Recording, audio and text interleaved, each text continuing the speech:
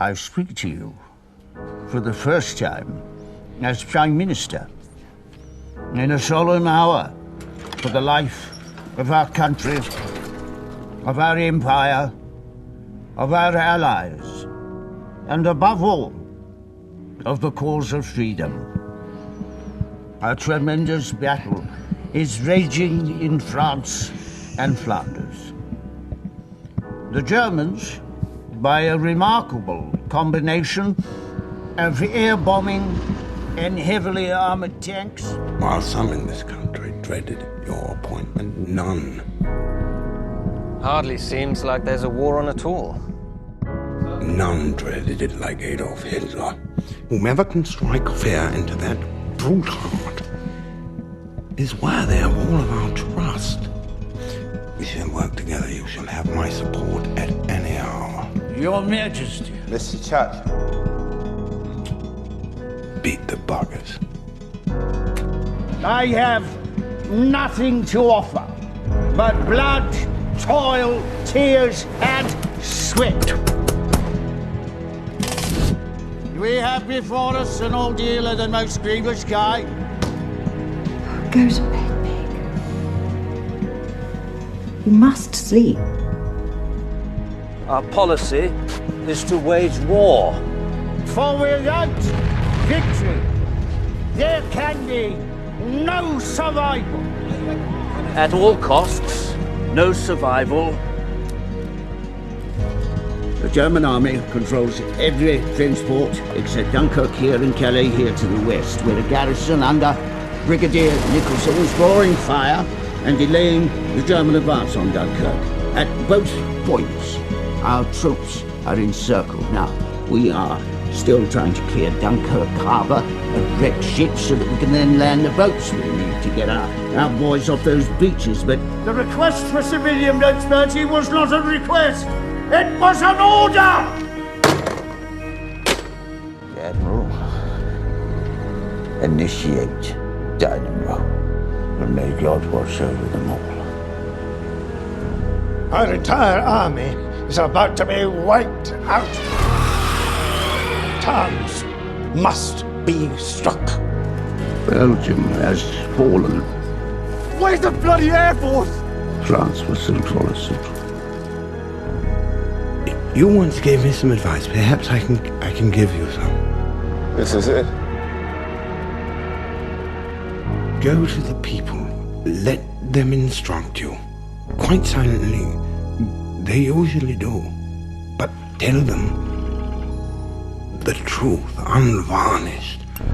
If invasion is imminent, if our troops in France are lost, they must be prepared. House painter!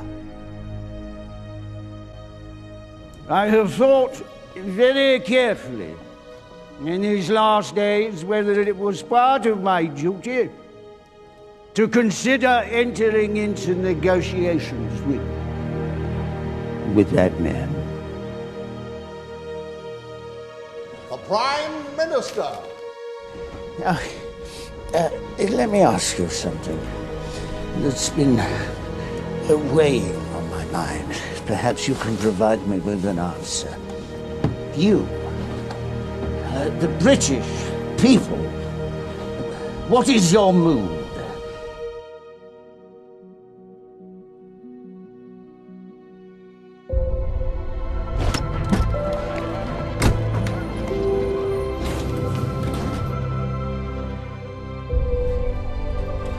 I spoke with them. Oliver Wilson. Mrs. Jessie Sutton. Mrs. Sutton, it's a pleasure. Mrs. Abigail Walker. Abigail Walker. Marcus Peters. Morris Baker. Mr. Baker. Alice Simpson. And Miss Margaret. They're brave, good, true citizens of this kingdom, and they argued strongly They'll never take that Piccadilly. it was idle to think if we tried to make peace now, we should get Prime Minister! better terms than if we fought it out. Courage, Miss Leighton. Courage. The call went out. We aren't the only ones to answer, you know. Enemy aircraft is attacking us constantly. Our only hope in Dunkirk is thick cloud cover. Well, then to fight on. We shall go on to the end! If needs be, if necessary, alone, if we enter into a peace deal with him right now. What would you say to that? Never! Never! Never! You cannot reason with a tiger when your head is in its mouth! I sit in this chair! Prime Minister! What, sir? What do you see?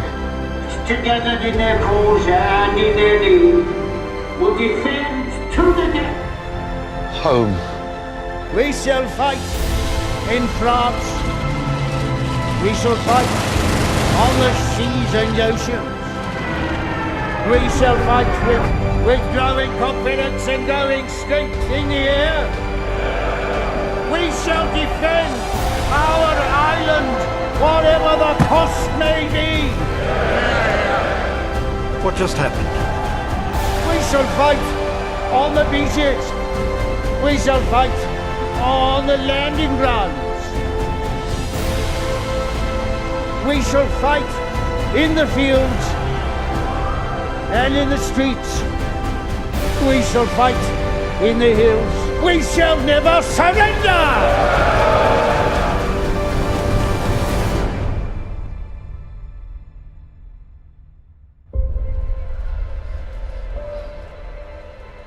Immobilized the English language and sent it into battle.